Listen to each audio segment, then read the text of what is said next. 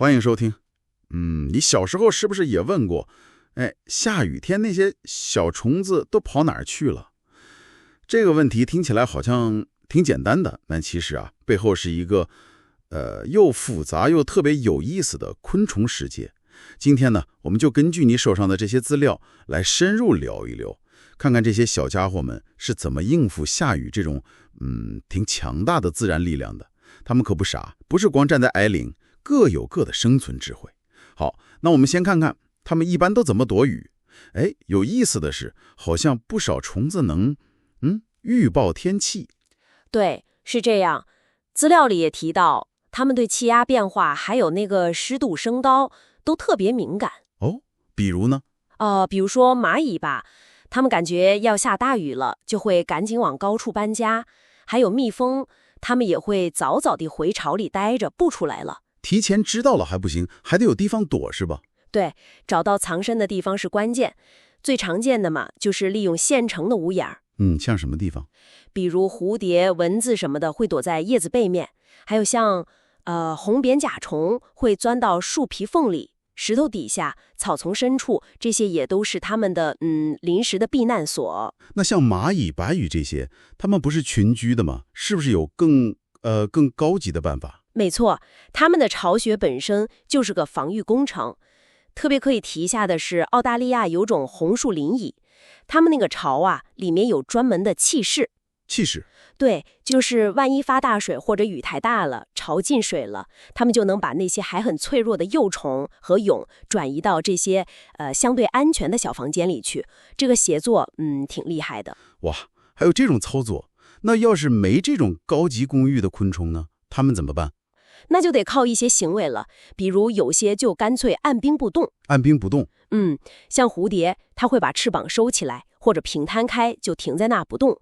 还有蝗虫或者那个日本丽晶龟，它们也会找个地方躲好，尽量减少活动，等下雨停了再说。听起来它们躲雨的招还真不少。不过说回来，下雨对它们来说到底有多危险啊？危险其实非常大。资料里有个比方，我觉得挺形象的。什么比方？就是说，对一只小虫子来讲，一滴雨砸下来的冲击力，差不多就像被一辆小汽车给撞了一下。等等，像一辆车？那他们怎么活下来的？这也太夸张了吧？问得好。对绝大多数昆虫来说被雨点直接砸中，那确实是非常危险，甚至可能直接就死掉了。但是蚊子是个例外。蚊子它们有什么特别的？它们体重特别特别轻，而且身体表面不是光滑的，是布满了那种不沾水的毛。所以雨滴砸到它们身上的时候，它们经常能很巧妙的随波逐流，就是被雨滴带着飞一小段，或者干脆就被弹开了，这样就把那个冲击力给化解了。所以蚊子是利用了物理原理来作弊，还挺聪明的嘛。哈哈，可以这么理解。不过这招只在它们飞的时候管用，如果它们刚好停在叶子上或者地上，被雨滴正好砸中了，那冲击力还是挺大的，也可能会受伤。除了被砸到，还有别的危险吗？比如会不会淹死？会的，溺水绝对是个大问题。地面或者它们的巢穴要是被水淹了，昆虫是真的会淹死的。有记录还显示过，一场特别大的雷雨过后，海滩上甚至冲上来几十亿只被淹死的蚂蚁。天哪，几十亿，这数字太惊人了。那除了这种直接的物理伤害，像你刚才说的冲击、溺水，还有没有其他间接的危险？我记得资料里好像还提到了酸雨和生病什么的。对，间接的威胁也一点不能小看。首先就是酸雨。酸雨不光可能直接毒死它们，还会破坏它们住的地方和吃的东西，比如让植物生病，抵抗力下降，那吃植物的昆虫就跟着受影响了。有道理。其次呢，就是下雨之后，环境不是又湿又潮吗？对，这种环境特别适合一些能让昆虫生病的真菌生长。这些真菌一旦感染了昆虫，轻则生病，重则死亡。有些真菌还挺吓人的，比如有一种能感染蝗虫的，叫豹草瘟。豹草瘟？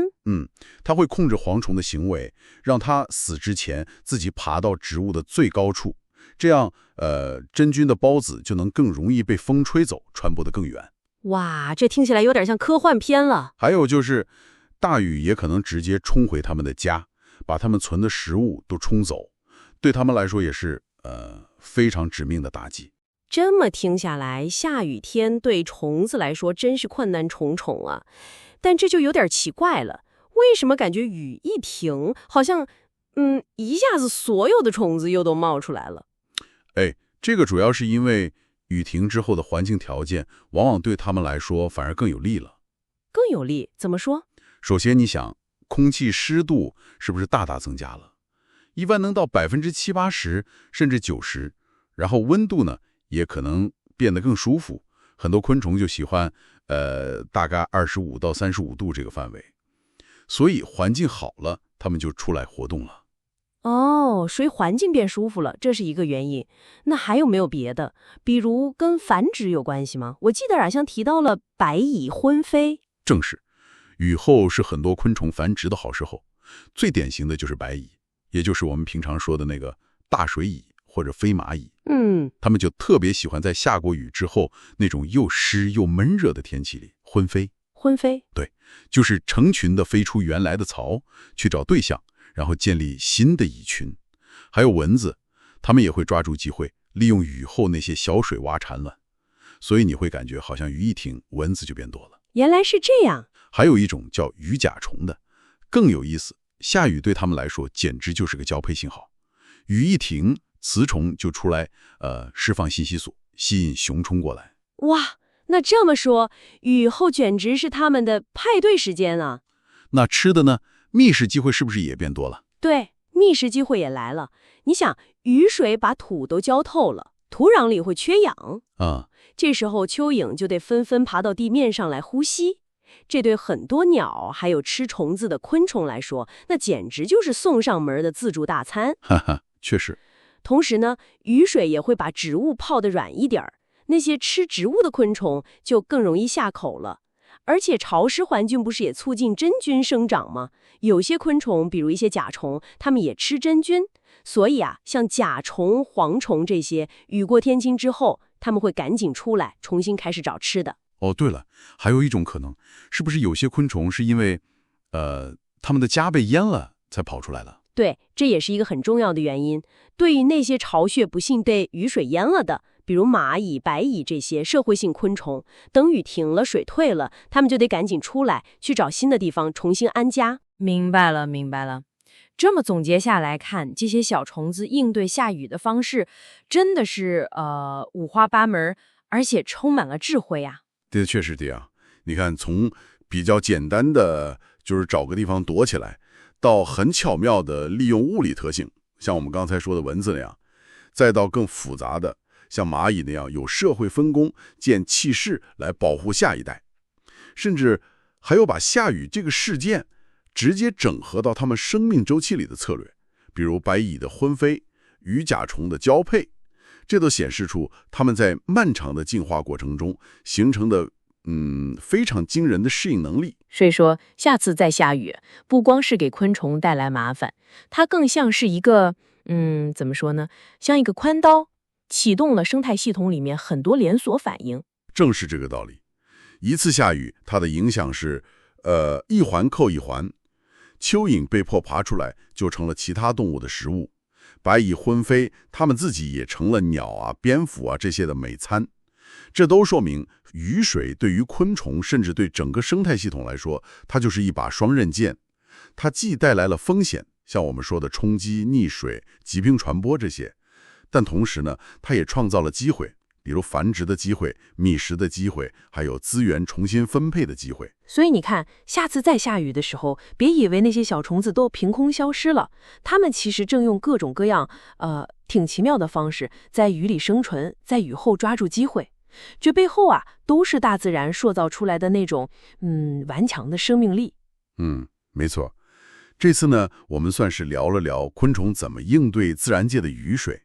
那么最后留给你一个问题，可以想一想啊，如果雨水本身因为我们人类的活动，比如污染，变成了酸雨，那会怎么样呢？这些昆虫花了可能几亿年进化出来的这么精密的生存策略，会不会一下就失灵了？这小小的雨滴背后连接的可能是一个比我们想象中，要脆弱得多，也关联的更紧密的生态链条。